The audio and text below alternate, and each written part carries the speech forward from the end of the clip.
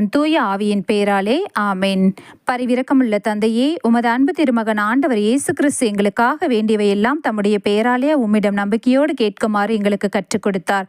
அதே நம்பிக்கையோடு இங்கு கூடியிருக்கும் மக்கள் ஒன்றாக கூடி வந்து ஜெபிக்கின்றோம். எமது திருத்தந்தையர்களுக்காகவும் ஆயர்களுக்காகவும் குருக்களுக்காகவும் துறவியர்களுக்காகவும் வேண்டுகின்றோம்.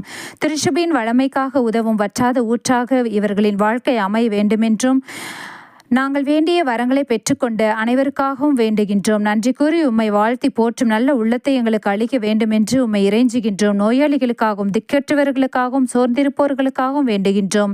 இவர்களுக்கெல்லாம் ஆறுதலின் ஆதரவாய் பிறப்பிடமாய் தெய்வ திருக்குழந்தையாகி நீரே இருக்க வேண்டுமென்றும் உம்மை இறைஞ்சுகின்றோம்.